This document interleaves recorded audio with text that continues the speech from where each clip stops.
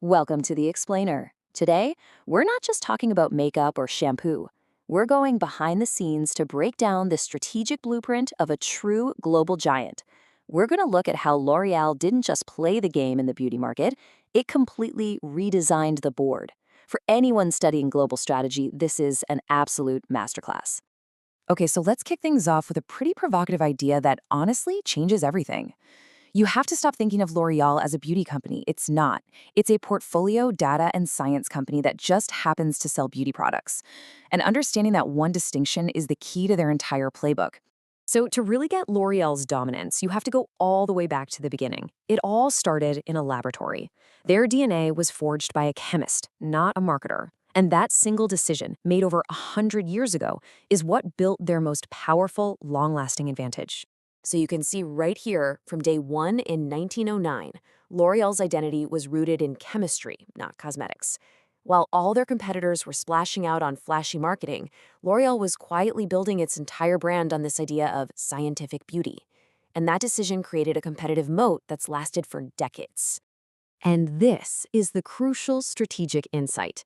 Their real advantage wasn't a clever slogan. It was rock-solid credibility. By framing beauty as a science, they built a foundation of consumer trust that you just can't buy with advertising alone.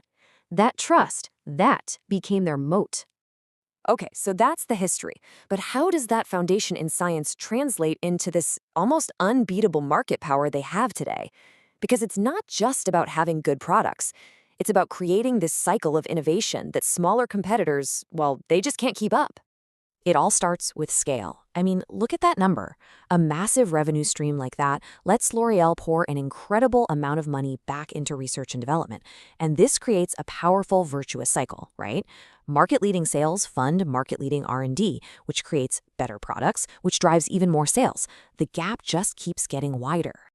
And we're not talking about just tweaking formulas here. Their research goes deep into the fundamental biology of skin and hair. This allows them to create products that feel less like simple cosmetics and more like high-end dermatological solutions. And that commands way more trust and, of course, a higher price. But having amazing products is only half the story. L'Oreal's true genius lies in what you could call its architecture of dominance. It's how they've meticulously structured their brands to conquer literally every single corner of the market. All right, let's really dig into this because this concept right here, this is the engine that drives their dominance. It's not about having one super famous brand. It's about building a whole ecosystem of brands where every single one has a very specific job to do and a very specific customer to serve. This table just lays out their strategic genius perfectly. You see, a competitor might focus just on luxury, right? But L'Oreal is structured to win everywhere.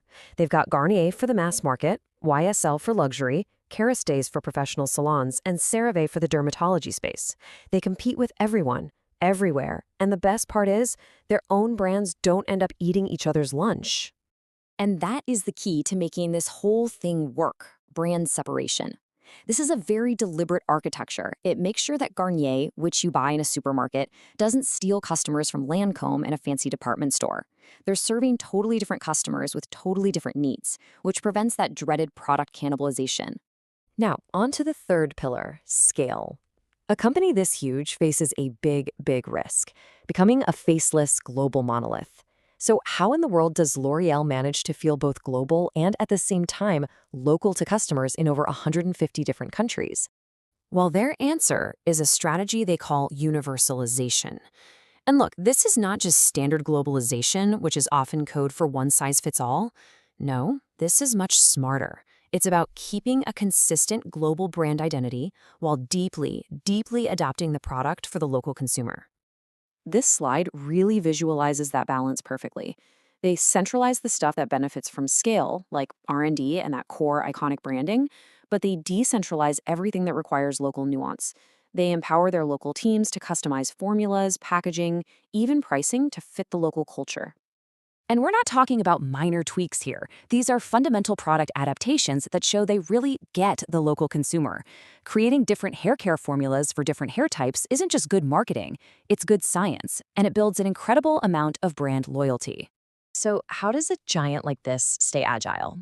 Well, L'Oreal's acquisition strategy basically functions like an in house venture capital firm.